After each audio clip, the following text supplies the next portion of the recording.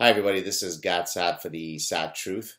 Regressives have an uncanny ability to use shoddy, if not duplicitous, reasoning and poorly conceived stats to arrive at whichever rosy picture they'd like to arrive to.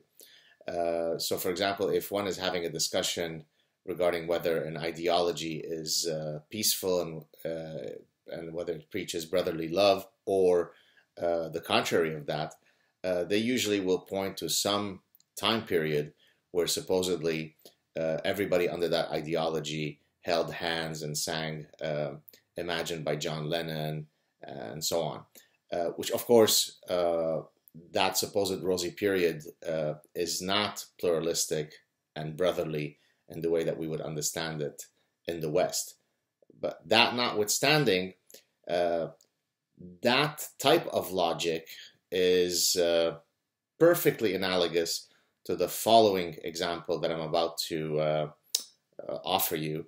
And I call this the Jeffrey Dahmer regressive logic.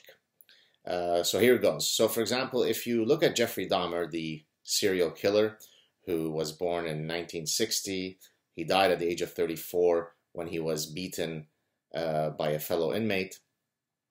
His first murder was at the age of 18, so when he was officially an adult. And so he lived, he was, by the way, convicted of the murder of 17 young men.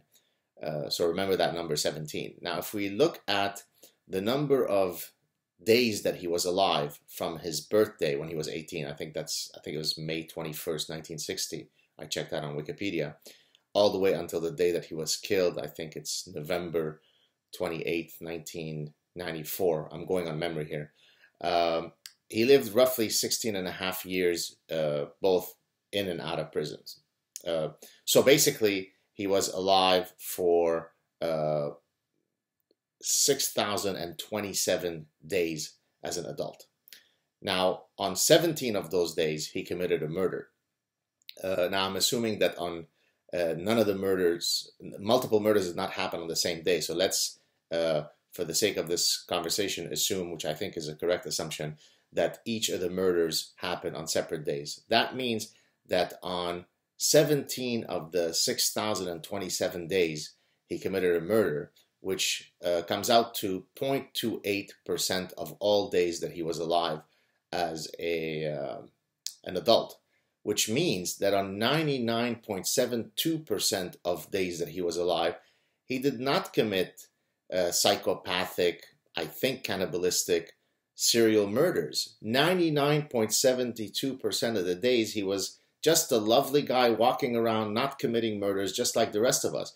So when you put it in, under that lens, you know, Jeffrey Miller is actually quite a nice guy. 99.72% of the days, he was completely bereft of murders.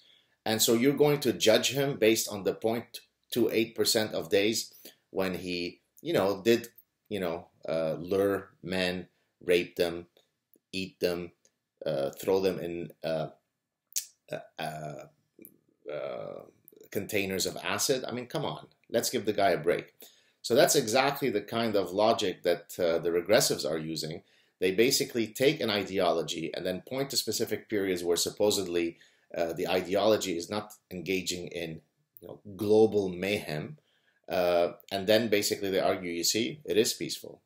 By the exact analogous logic, when you look at the totality of days that Jeffrey Dahmer was alive, he is one swell guy. He's the type of guy you want to get to know, befriend, and have over for dinner.